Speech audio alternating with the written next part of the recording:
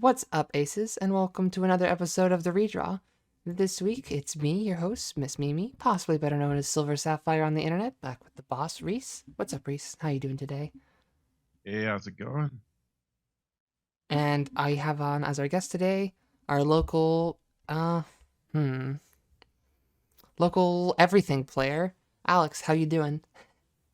Pretty good. Got my vaccination two Oh, days ago. that's really I, good to I mean, hear. yesterday.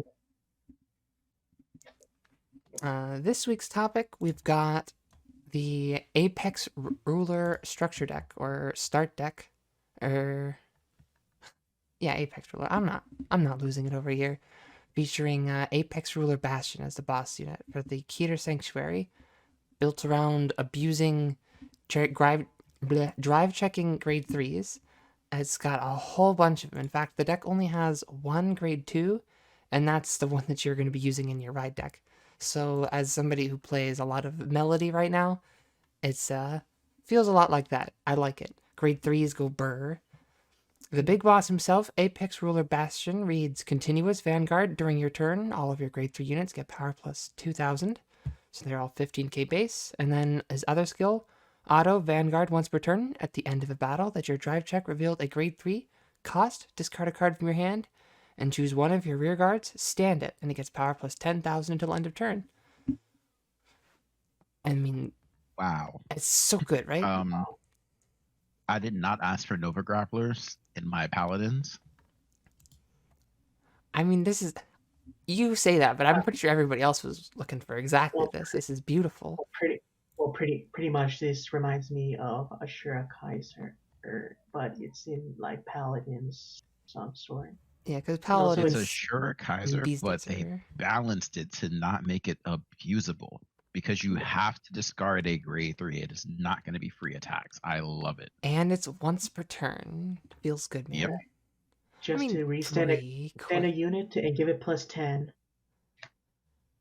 I still think it's pretty free. You go -1, and then your opponent goes -2. So it's like almost a plus.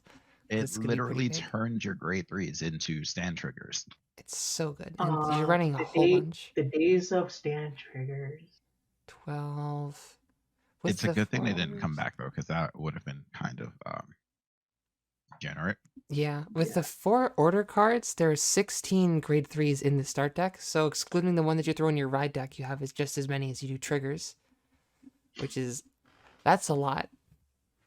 But it's So not enough to be That is consistent ridiculous. enough, in my opinion. So if you take out if you took out those grade 2s that aren't in your ride deck and put them with more grade 3s, then we're talking. I like that this deck is really abusing the ride deck mechanic though, as opposed to the other ones, which are just, it's kind of nice that they have it, but this one is taking it to its full potential and using it to skew its grade ratios like we all are going to try and do with it later. yeah. Yeah, it looks like straight out of the gate, we're not getting the same old cookie cutter builds for decks, like, 8 grade 3s, 11, 12 grade 2s, 11, 12 grade 1s, or however many you want to do. Yeah. It seems to be a lot more geared towards that deck's particular playstyle, and it's giving them an identity straight out of the gate. Right. And honestly, I'm very happy to see that. Yeah, Same here. I like it a lot too. And not all the Paladin clans are just kind of like blending together. They now are truly blended together and have a standout play style, as opposed to everything else, which was kind of like just budget Paladins, right? Like Neo Right. Nectar was just like Paladins, but they're plants. But now nothing else is going to be doing grade 3 heavy stuff. Like Stoichel will do like grade 2 heavy stuff, and then the the brand will focus on control or whatever, and each deck has its own little niche carved out. And then even within decks, will have lots of opportunities to carve themselves out more. Like maybe you can have cards in the future that instead of necessarily working with more grade 3s, maybe you can, or you could have outs for your grade 3s in your hand, like they do in Melody right now. Sort of. Sort of. Yeah. Let's go over their next card. The the grade 2 that you'll be using in your ride deck, Knight of Heavenly Spear Rooks, who reads auto. When it is rode upon by Apex Ruler Bastion, cost, reveal 3 grade 3 cards from your hand and draw a card. Then auto rearguard during your turn. If you have 3 or more grade 3s, this unit gets boost and power plus 5,000, making it a 15k boost for a 30k column, which is almost perfect. So close. But you want to be making like 33 is that magic number.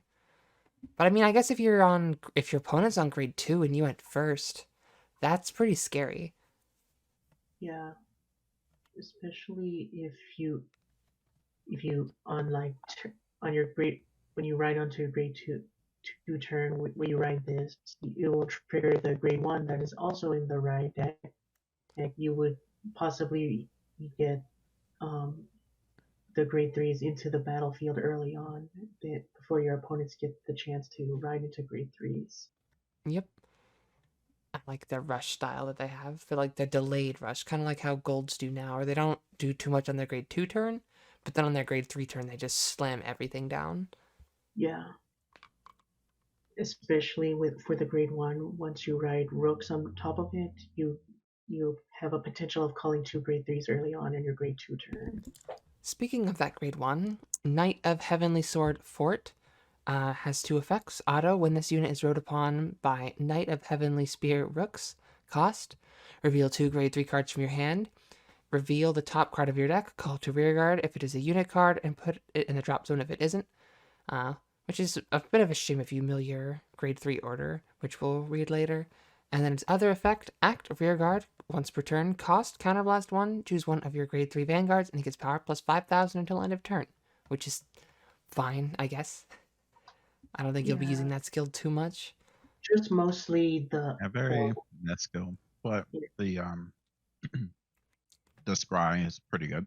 Yeah, that free plus is pretty nice. And then it's a nice direct, like you need 2 grade 3s in your hand with that one, and then the grade 2 requires you to have 3 grade 3s. That's right.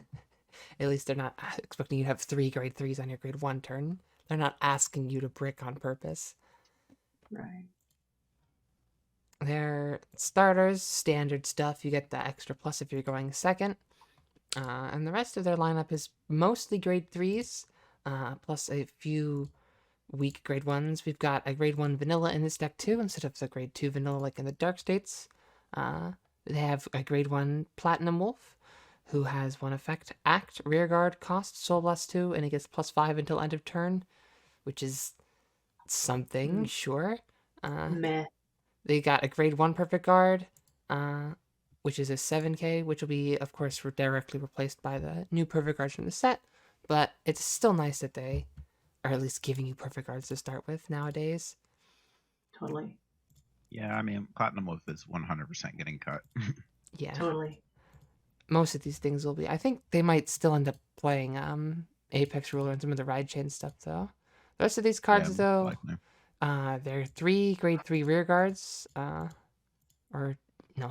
grade 3 rear guards.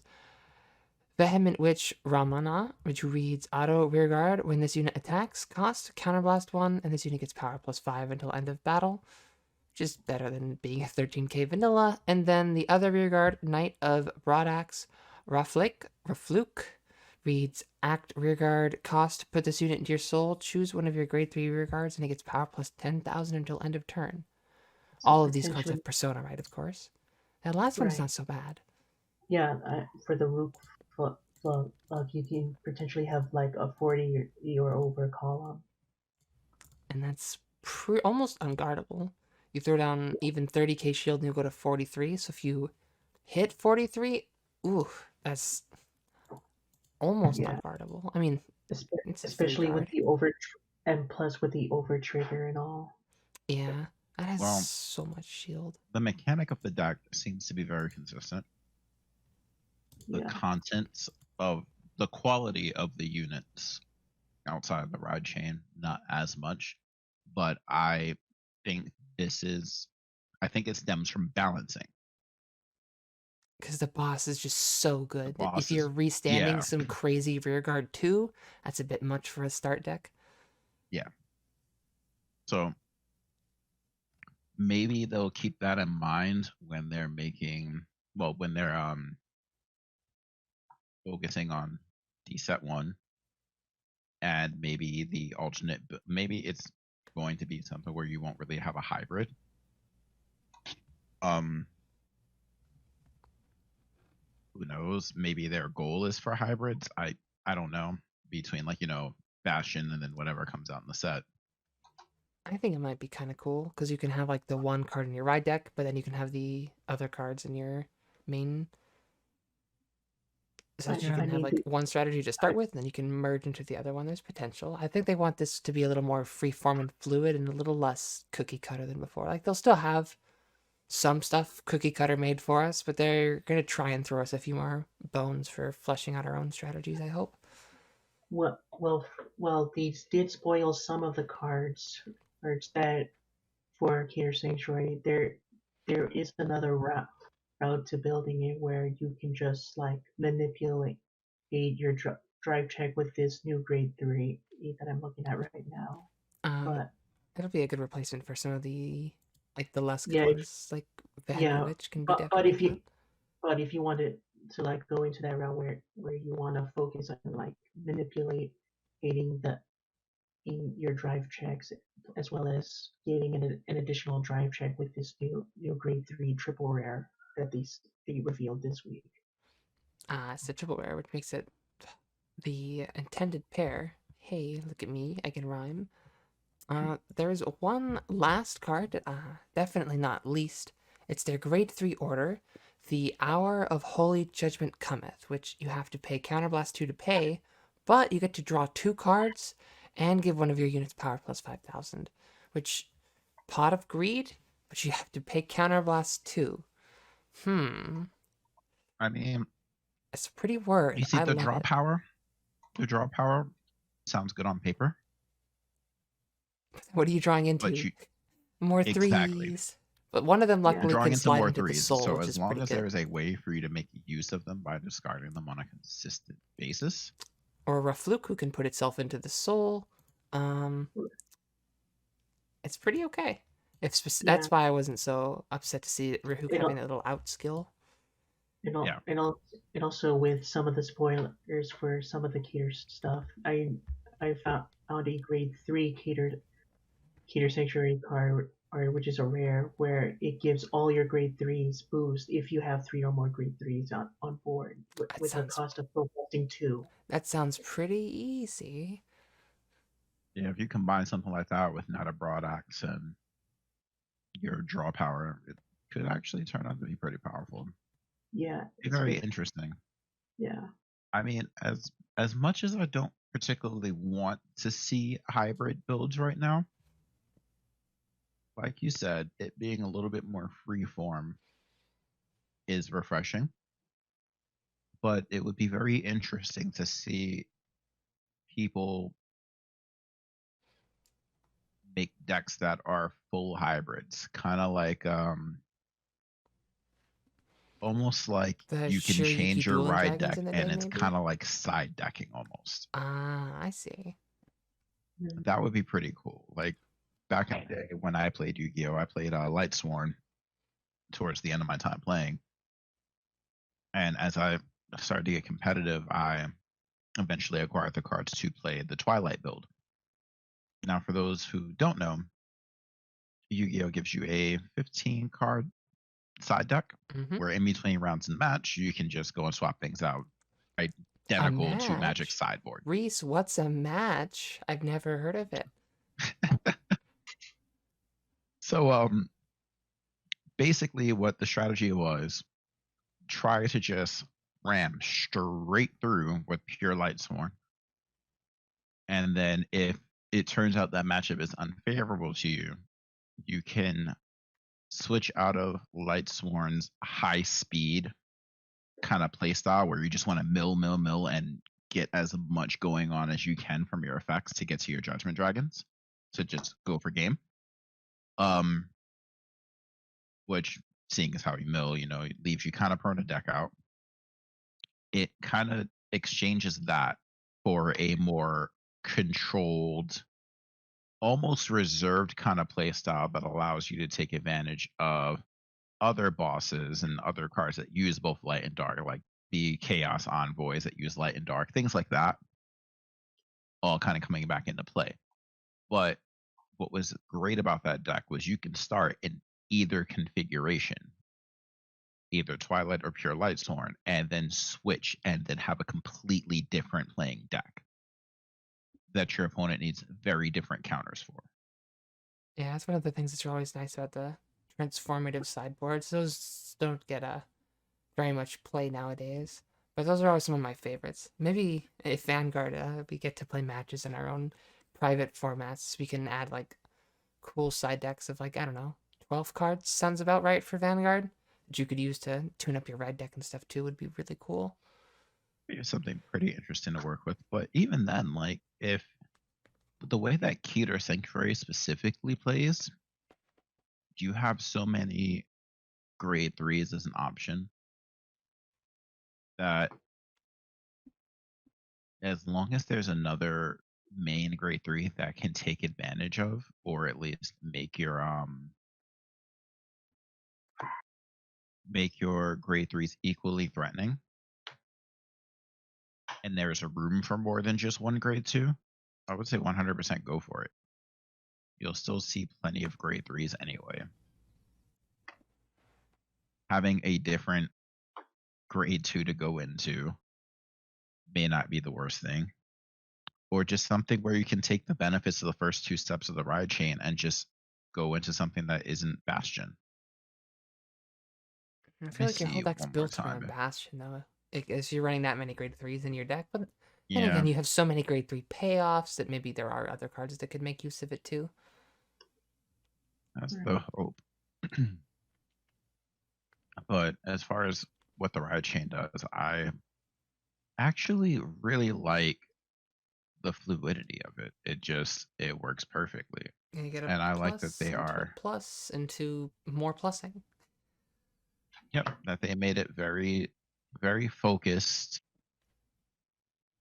and it's just like it maintains tempo. Like every turn, as long as you're on Bastion, you have a play. But then if you're before Bastion, you're just kind of sitting around waiting, and that's when that Sylvan deck's probably going to be like the true aggro. Well, this is like that mid-rangey Mhm. stuff. Like early game, it plays some defense, and then late game, it plays aggro. Versus like spikes, which are, or not spikes, the dark states, which are not necessarily playing defense early game, where they're like drawing cards like this one. They're still like kind of trying to do stuff, but then they have a little more ramped late game, but they don't have like a card drop piece. You know, their order soul charges as opposed to this order, which draws cards. So I feel like this deck ends up being like a little more of like a balanced approach to aggro, and then Sylvan deck is gonna be like the super tilt. all in, and then Dark States is kind of like the somewhere in Super wet. between. And then we've got like the Yeah. not Dark States. Dragon Empire is like the control-y mid-range version, and then at the big control we've got the Brant Gate one, which Yeah, I'm oh, still trying to figure out how I particularly feel about the trial deck for Dragon Empire. I mean, I love the designs of the it's like cards. fine, I guess. I don't love The it ride personally. chain, I like for what the deck does. It's just, I kind of see Nirvana being the new, how dare I say it, Overlord, Hmm. in that the deck is always going to revolve around some version of it. I kind of hope that's not the case this time, because we're already gonna have Trickstar and Virena. I don't want those cards around forever. I want a little evolution with the overdress mechanic. Yeah, Totally. exactly.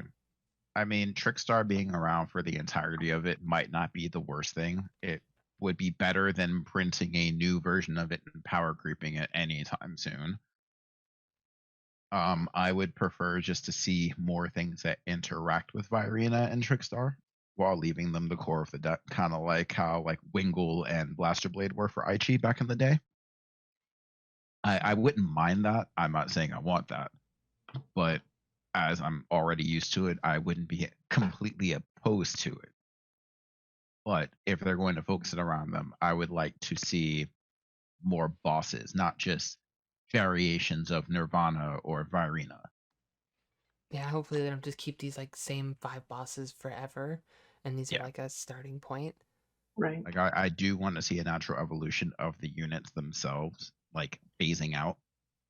So like maybe season 2 instead of Irina we have something else, but we still maintain the overdress mechanic because it's more closely related to you rather than Dragon Empire, the clan. I mean the nation. Sorry. Yeah. And I really hope to see more different play styles overall. I think that's what the next Apex Ruler. the set's going for. Like it's supposed to have the main build supports the start decks, but then it's supposed to have like a side build that's its own thing, separate from the trial decks. Right. For example, you could run this new grade 3 for Keter stage where it manipulates your drive check by putting either a front or a critical trigger on top of your deck, and you get the unit gets +1 on drive if you persona right this turn. Certainly seen worse cards. I think it would And definitely also, be its own what nation? strategy this for is Keter the Sanctuary, right? this is the new triple rare that they revealed during the stream, which is called Hexarob Sorceress. Oh yeah, the second generation Magus. Yes. A Hexarab Or the Sorceress. fusion between Magus and the witches. No, because they're still witches. I mean, it could be. So yeah. From my little tab over here, Hexarab Sorceress is a grade 3 who reads Auto Vanguard. When your drive check reveals a trigger unit, choose one of your rear guards and it gets power plus 10,000 until end of turn. And then act Vanguard once per turn. If your Persona Road this turn, cost Counterblast 1, Soul Blast 1, aka Ability Blast. Reveal up to 1 critical trigger or front from your hand and put it on the top of your deck, and this unit gets drive +1 until end of turn, which is quite something. If it lets you do it with any card, that would be kind of cool. With like there's like Bastion rearguard support. So I think for this as the boss monster, you probably want to have a mix of fronts and critical triggers, because you can be flexible either if you want to run more critical triggers or more front triggers for this. Yeah, take out all your shitty draw triggers. Take out all those heals. Get them out of here. Crits are you crits can or go totally home. abuse that if there's more than one. Yeah. Hopefully though, they're gonna pace releasing extra triggers. Right. They did a pretty good job of that last time. They didn't give us 16 crit until near the end. Well, no, I mean, the whole thing is that Vanguard has been 8 crit for so long, it kind of trumped most other triggers in the game. Like, draw triggers didn't matter as much Draw unless triggers they have were been garbage perfect since guards. season 2. Come on, we did the math. I think I have Yeah, to go but over it's this like just- every week. In season 2 or whatever, we did the math, Well, and let me criticals were give you objectively an better than draw example. when they had In less most shield. decks, but I'm saying in most decks in early Vanguard, it was usually crits over stands, correct? Unless It it was was like crits no over crowlers. everything. You kind of only Exactly. ran heals because they were technically optimal. And I think putting us in a set 1 meta where there's only one of each trigger plus the over trigger to start might be a little better, so that decks that just get higher power constantly don't just abuse their critical triggers and just keep slamming you with them every turn when you can't guard. You know, that ends games too fast. Right.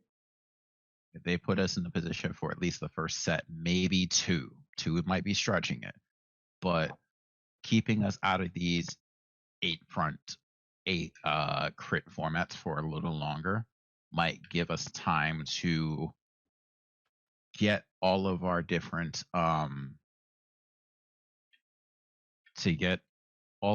builds in, so that we have something that is, diverse for a change. Right. Like truly diverse. Because there's going to be some decks that will utilize fronts better than others. There's going to be decks that utilize crits better than others.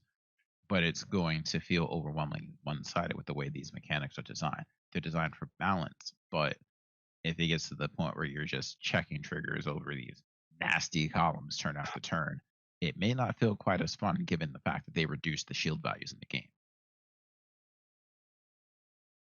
You Mm, know what I mean?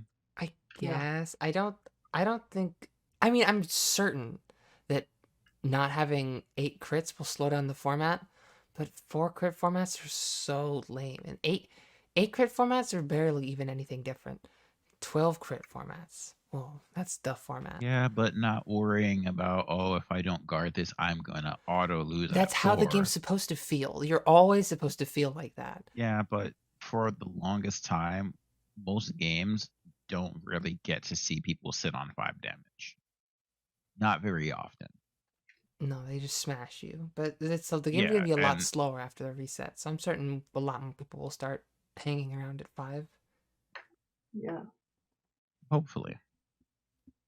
But the way to keep that going would be easing up on dropping new triggers every set. We were literally getting a new trigger every set. It was either a new front or a new crit after a while. And we're just like,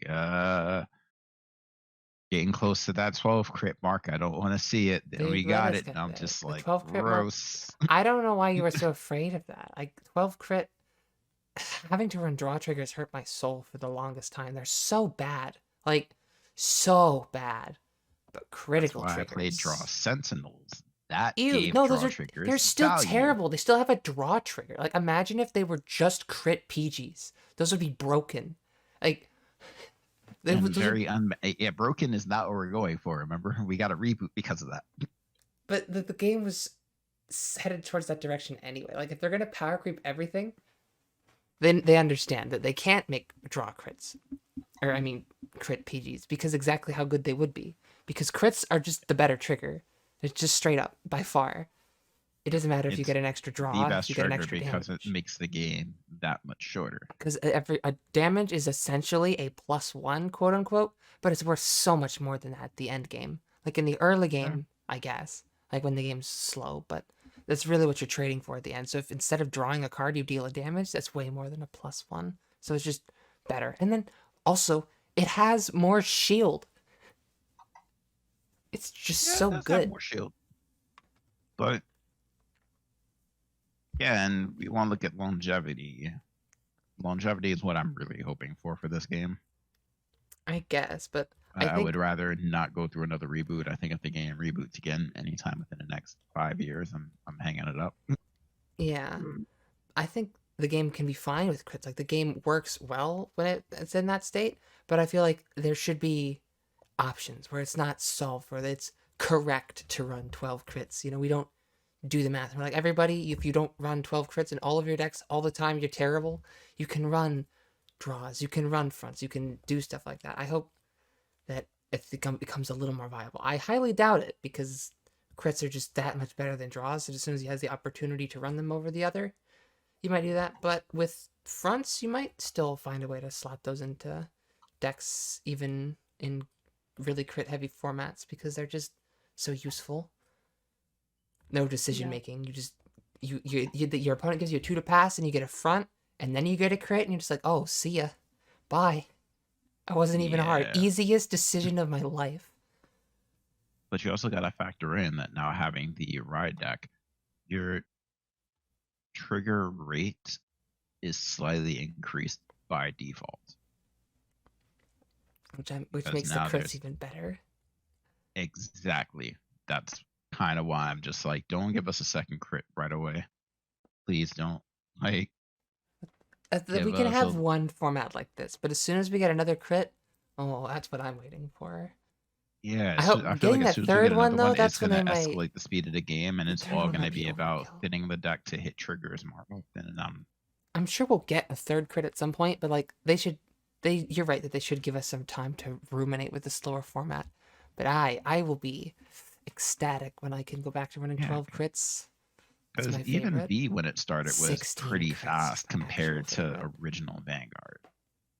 Yeah, it's way faster. Like it started out slow-ish, but it was still faster than OG Vanguard just because of the Yeah, nature of gifts. But in the Mhm. end, it was just so fast. Way Gifts faster almost than felt OG like a Vanguard. very hard time limit with some decks. Oh yeah, like Luar. Like I know I said it. Like maybe you can beat them with Deep Police when they have that many gifts, or not Deep Police, specifically Zeal and Deep Police. But like if they have that many Yeah. gifts, you're just kind of dead. It's just kind of over. Yeah, there's nothing that you can do, and it's really like demoralizing sometimes. It's like Luard is probably my least favorite deck to play against. And mean, even though my deck does okay against it, it's still my least favorite deck to play against. It's just one of those, all right, did I draw a decent hand? Can I get to 3? Yes. Can I maybe see it Ignorode along the way? Maybe get Sword Cannon by turn 3? Yeah. All right, now we're cooking. basically, did But then everything if go they go first, perfect I'm in your still deck? gonna die. Yes, maybe you have a chance. If not everything went absolutely perfect against Luard, do you have a chance? No, not even a Nope. single chance. And they don't even have to do If they go perfect first, it's either. over. They just have to do stuff. It's They so just have good. to win the die roll and go from there. I mean, that's most decks. Win Though. the Going die first roll, is get so 1, OP. 2, and 3. And yeah, but Like you Luard almost is stand so a much chance faster against than Luard if you go every other second. deck. You almost, or if Luard goes second, you almost stand a chance. But like, still, You need to be able to slam them as hard as you you can need to on be an turn actual 3. going first deck. Like, oh wow, Luard.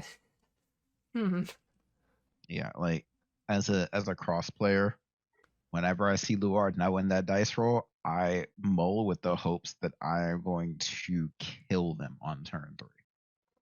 And I hate doing that. I honestly don't like my games to end on turn 3. I like to have that back and forth. But The late, if problem it's is your game Luard plan, is it's your just game plan. toxic and it needs to be like run to the ground immediately. If that's your counterplay, that's your counterplay. Play to your outs or whatever, right?